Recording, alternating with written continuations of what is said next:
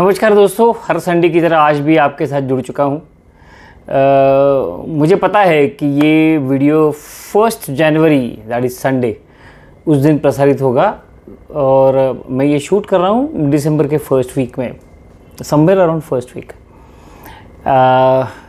आपको नया साल मुबारक, नए साल की ढेर सारी शुभकामनाएं और आपने जो ढेर सारा प्यार दिया है मेरे वीडियोस लाइक करके, सब्सक्राइब करके, वो इस साल में भी चालू रखना। याद है आपको पिछले साल जनवरी 2022 में I had made an video on forecast 2022 and if you rewatch that video again you will find that lot many forecasts which I made about the urban cooperative banking sector have come true. So today I am going to make an attempt to do a forecast how the year 2023 will be for the urban cooperative banks. So all urban cooperative banks should watch this, prepare themselves for the onslaught or prepare themselves for the good things that are likely to come. When I am shooting this video, normally in the month of December the Reserve Bank of India comes out with trends and analysis report. Probably it compiles the data from the sector also. It has been compiling the data since September 2022 onwards. So that report will be out, although I do not know what that report will contain.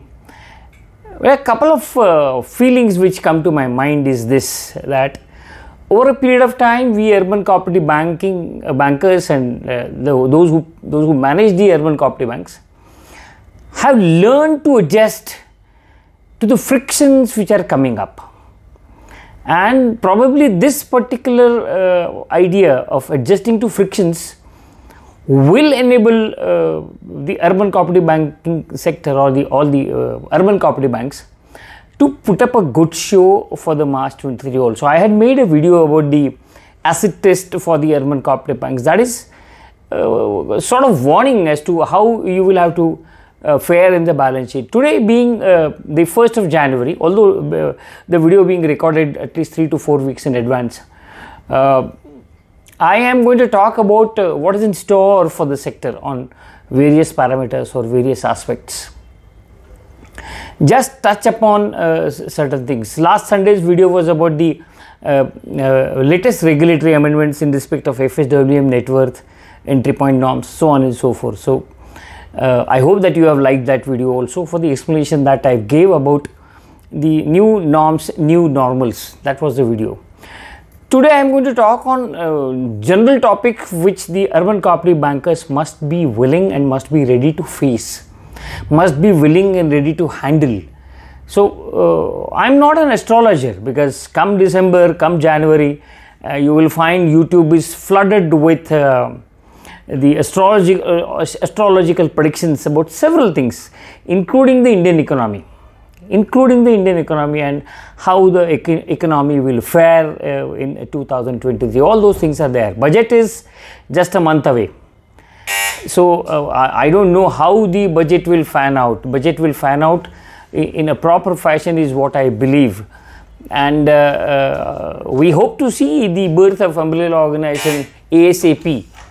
Now when we are trying to look at the birth of umbrella organization, the idea is very simple. That idea I will explain shortly. The idea of the umbrella organization is a dream that the sector has been carrying for years together. We hope to see umbrella organization become fully functional. With the intention is to help and support the sector on various parameters like liquidity support, technology support, knowledge support, strategy support. That's how I visualize the umbrella organization. A lot of things umbrella organization can do, and all of you must participate in promoting the umbrella organization, because this will be your own body, a professional body with a professional advice to entire sector. Like in European Union or in America, such kind of organizations are in existence. So I see 2023 umbrella organization becoming functional. So this is the first important and significant point which I believe I should share with you, because the work is in a very advanced stage, and that advanced stage work will take appropriate shape with Reserve Bank of India granting the constitutional existence to the umbrella organization. How it finds out, the time will see. But then 2023 is where the umbrella organization should become fully functional, is what I believe. You remember the expert committee report which I have been talking or referring in various my videos, and I have always been saying that this expert committee has drawn a roadmap. Somewhere in the month of July, Reserve Bank of India came out with a press release, and with that press release, couple of regulatory guidelines have been issued by Reserve Bank of India to urban cooperative banks on the basis of the recommendations of expert committee. इसका मतलब ये है कि expert committee ने जो कहा है उसमें से बहुत सारी चीज़ें रिजर्व बैंक ने ला दी है, एक चीज़ नहीं करी है, एक चीज़ नहीं लाई है, और वो है हमारा जो पॉपुलर सब्जेक्ट है. Almost every alternate seminar you will find that people are talking about the BR Act implementation. BR Act implement हो गया है बॉस, so अगर आप implement नहीं करते हो तो आप गलत काम कर रहे हो. लेकिन there are certain key grey areas where we want Reserve Bank of India to issue guidelines, and probably 2023 will be the year where Reserve Bank of India will come out with guidelines on the management or the management of the boards of the urban cooperative banks. The board of management has not been removed, and probably there is a indirect commitment from the Reserve Bank of India that they are considering to remove the board of management. Till then, ensure that you adopt it, because if you have not adopted the board of management, you will be deprived of the growth opportunities. So don't do that. Coming back to what I feel could happen in the current year, the most important thing which I believe is likely to take shape or place is regulatory tightening. There are already steps in that direction. The steps would now be stronger. Stronger in what sense?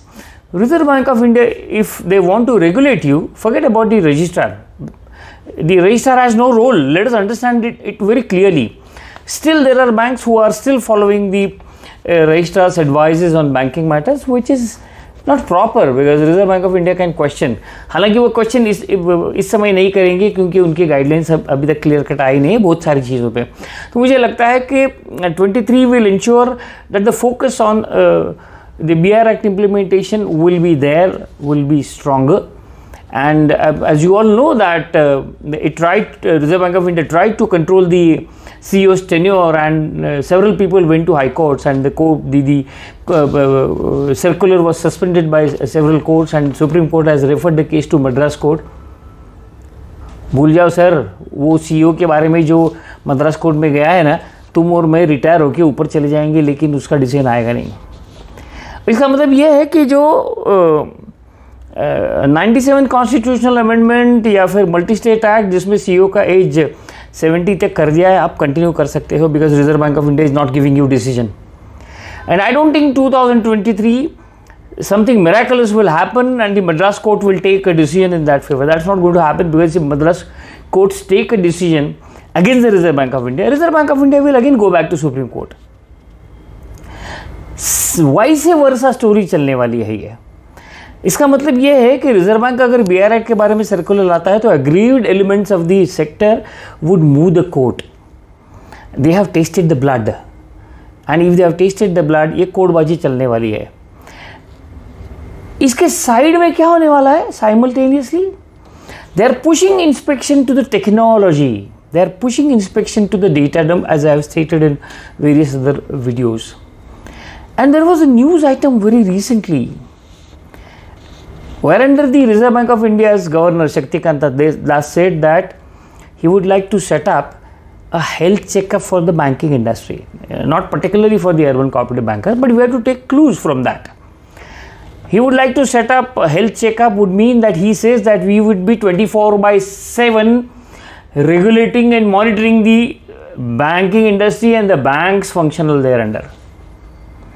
And then he made a reference, यार आप वो annual inspection की जब बात करते हो ना, वो एनुअल इंस्पेक्शन बंद हो जाएगा, रोज ही इंस्पेक्शन होगा आपका, रोज ही इंस्पेक्शन अगर होने वाला है तो साल के 12 महीने में से एक 15 दिन वो लोग अगर आके आपका इंस्पेक्शन करते हैं, वो अगर बंद होने वाला है और आपको डेली इंस्पेक्शन रिस्पॉन्स देना है,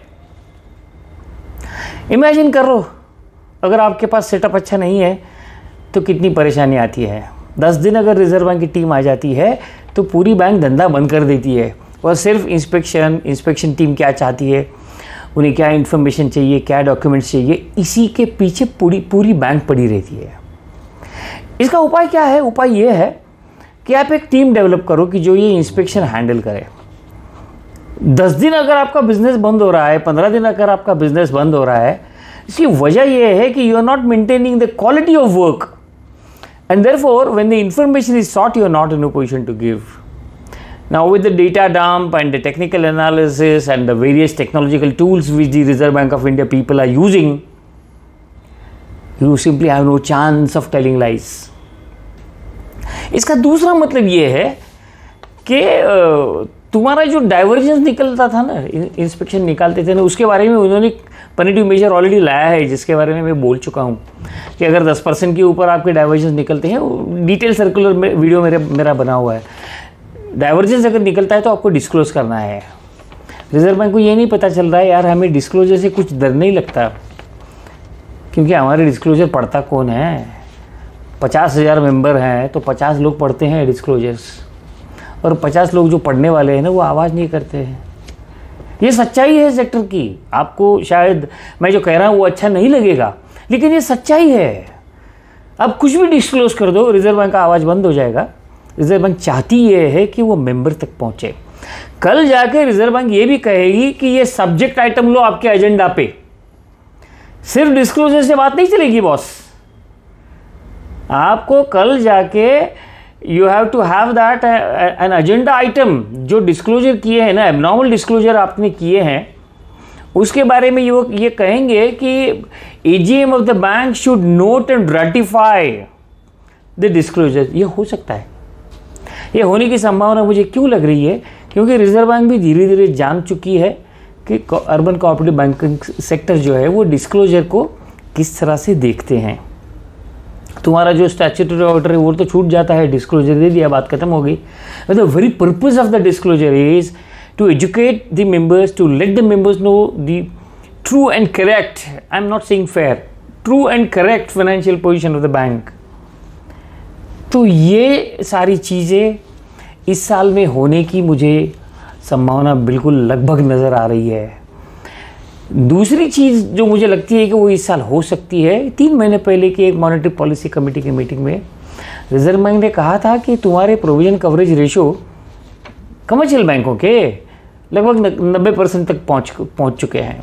इसका मतलब ये है कि अगर 100 रुपये के एनपीए है तो आपका 90 रुपये का प्रोविजन है, irrespective of the stage eight which that particular account stands.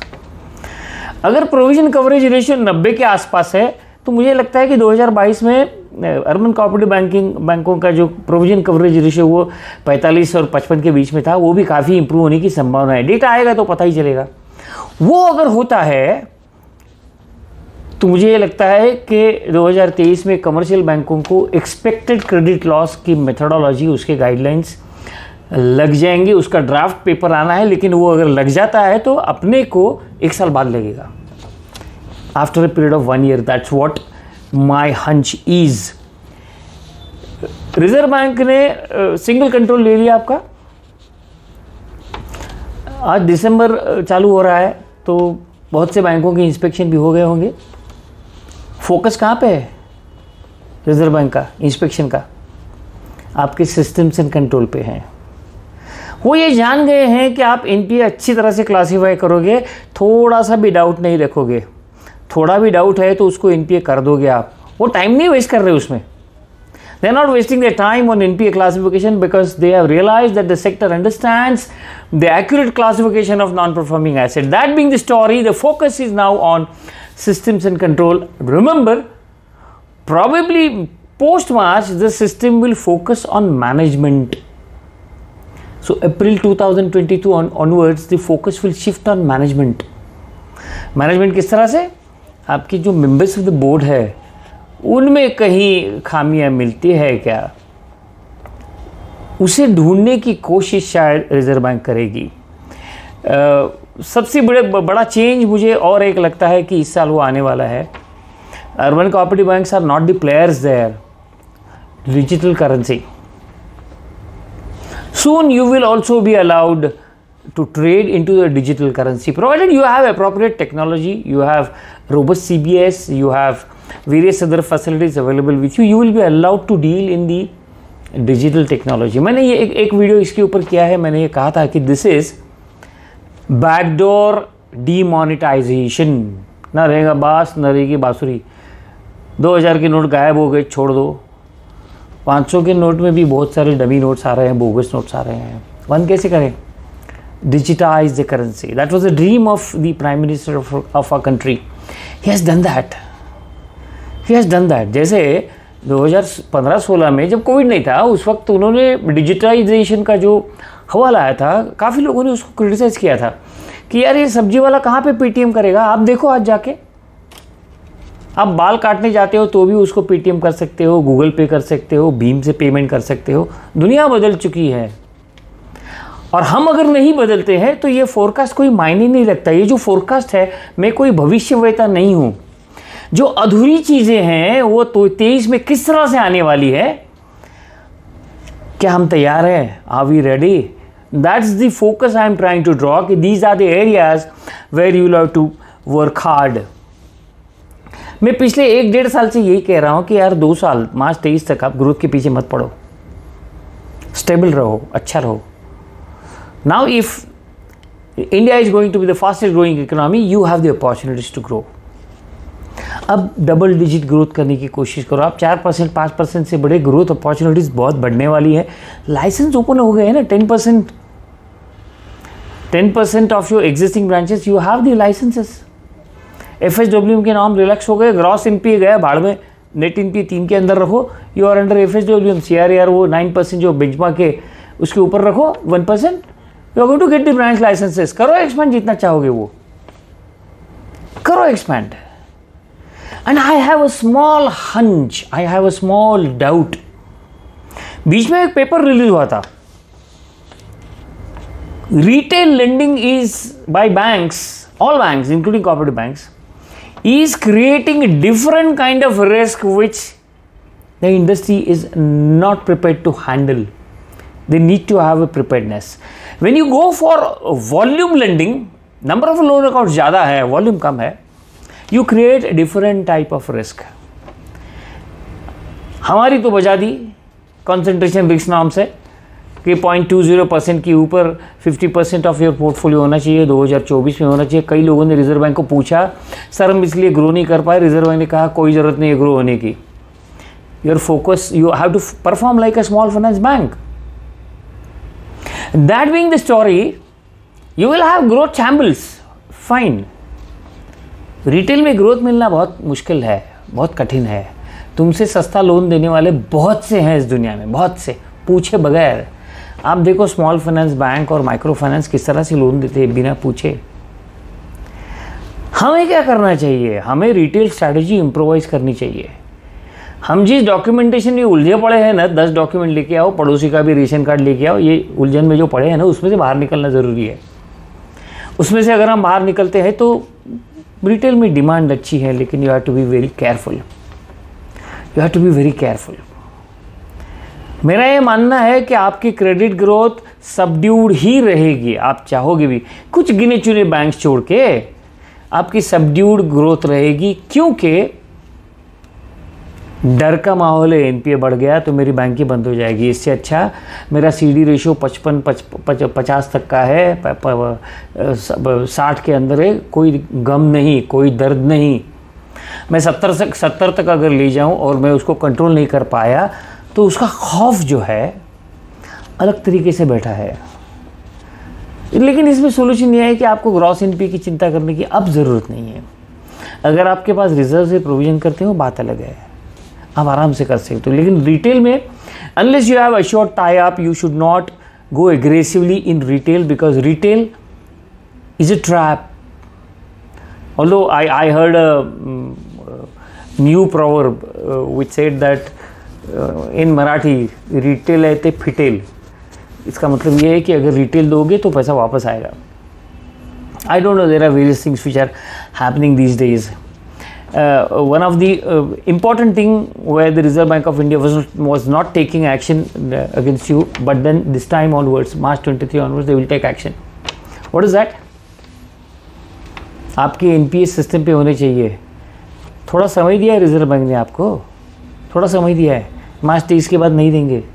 अगर आपका NPA ऑनलाइन सिस्टम पे नहीं आता है, और by that time you will have to go for SMA 0, SMA 1, SMA 2 plus provisioning on system.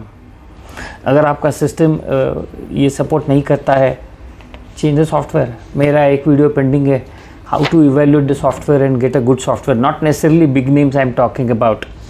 What your current vendor should do and what your current vendor should give.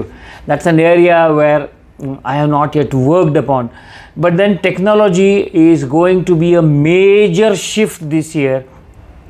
If you're not willing, you're going to face difficulties. From the regulatory perspective also, they want you to be completely on a technology. भाई 2013 को आपको कहा था CBS करो, आपने CBS कर दिया, लेकिन उसके वर्टिकल्स अगर नहीं करे हैं, एडवांटेज कैसे लोगे? There is one more department that is going to kill you or bother you, is that authentic MIS, not adjusted MIS, authentic system generated MIS. That's where we are lacking. So मुझे लगता है कि ये एक area रहेगा कि जहाँ पे रिजर्व बैंक का भूचाल आपको सता सकता है. तो ये आपका जो MIS होगा ना, एक तो वो सिस्टम ड्रिवन होना चाहिए, ऑथेंटिक एक्यूरेट होना चाहिए. BR एक्ट में एक प्रोविजन है, अगर आपने कहीं गलत इन्फॉर्मेशन दे दी तो आपको पनिशमेंट हो सकती है.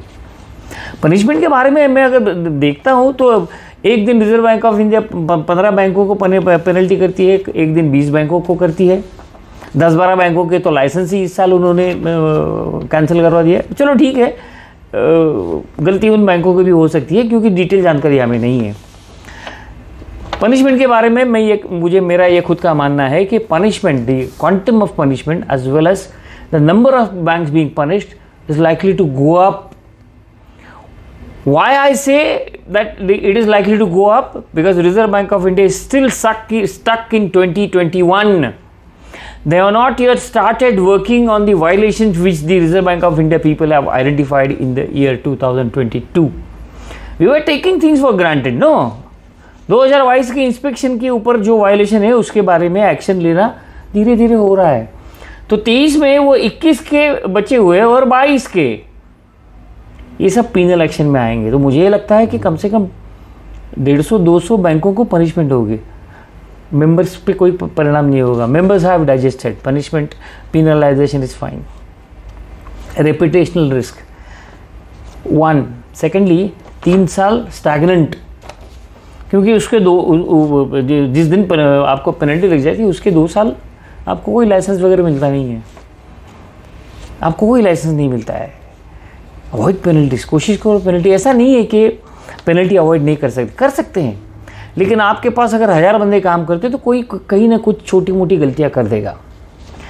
आपको ये कन्विंस करना चाहिए रिजर्व बैंक को कि this is a genuine error, has not been done intentionally as if it's a policy planning. So ये फोरकास्ट जब मैं करता हूँ तो मुझे लगता है कि मैं पिछले 1.5-2 साल से जो कह रहा हूँ वही मैं फिर से कर रहा हूँ, वही मैं दोहरा रहा हूँ, क्योंकि मुझे वही लगता है कि यही हमारा फोरकास्ट है, यही हमारी 2023 की नीति होनी चाहिए कि ये हमें सुधारना है, ये हमें इम्प्रूव करना है. 2-3 चीज़ें और मुझे लगती है कि आपको मालूम होना ज़रूरी है. आपका जो YTM चल रहा है मार्केट का, 10 ईयर बेंचमार्क का 7-7.5 के आसपास है, 8 तक जाएगा. लेकिन 2023 आपको खुशखबरी देगा.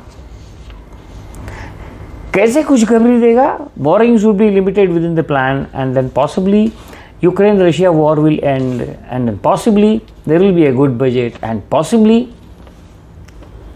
There will be a break on rate rise. Probably somewhere in the month of January there will be 25-35 basis rise in repo or reverse repo. Thereafter it will halt.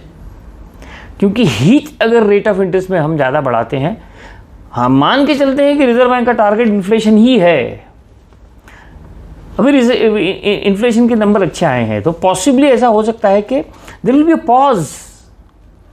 लेकिन ये पॉज लेने के बावजूद भी Reserve Bank of India growth oriented approach लाएगी, क्योंकि वो अगर अप्रोच नहीं लाता है तो हम लोग फास्टेस्ट ग्रोइंग इकोनॉमी नहीं करेंगे। अभी जो दिसंबर की जो मॉनेटरी पॉलिसी आई थी उसमें उन्होंने कुछ बेसिस पॉइंट्स तुम्हारा ग्रोथ फोरकास्ट मार्च 23 का कम कर दिया था, कुछ 7.25 या 7.5 से 6.8 कर दिया। Still you are the fastest growing economy. One of the key areas which I find that you should all be willing to face is that prepare yourself for COVID wave. नहीं आती है कोई चिंता नहीं, आती है तो प्रिपरेशन चाहिए, आती है तो बिजनेस नंबर में आपको एडजस्टमेंट करना ज़रूरी है।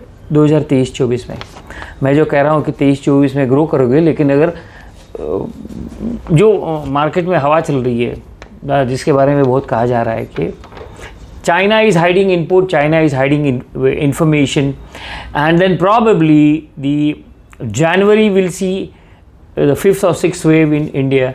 Of course, the government of India has already started taking actions where under they are compulsory doing RT-PCR for the travelers coming from 6 to 7 countries, including China. So that should arrest. तीसरा dose अगर booster dose नहीं लिया हो तो ले लो।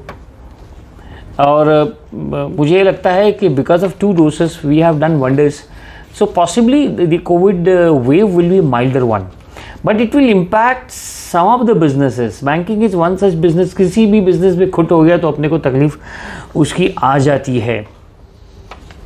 तो ये 5-6 चीज़ें मुझे लगती है कि 2022 से भी बढ़िया 2023 होगा। You will have growth opportunities, be disciplined, be compliant, you will have no problem. Start working on the compliance department, start working on the compliance management, build a team for the regulatory handling, and ensure that this regulatory, the team which handles the Reserve Bank of India's reporting requirements is available 24/7. You create your separate business team, and this team will only ensure that you are complying with various regulatory guidelines, including PSL and all that. As far as CRR is concerned, I don't see much of a problem because Reserve Bank of India has given huge leverage to the urban cooperative banks.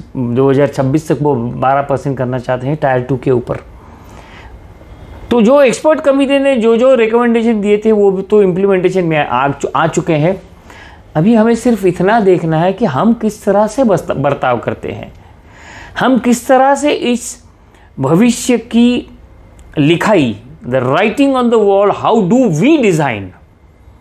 Nothing to talk about a future unless we decide the present. We write our future. Now, if we write our future by remaining compliant man, I believe we will have a very good year. All the urban cooperative bankers will have a fantastic year. जो पिछली बार गलतियाँ की है उसे दोहराओ मत. Don't repeat the past year's mistake.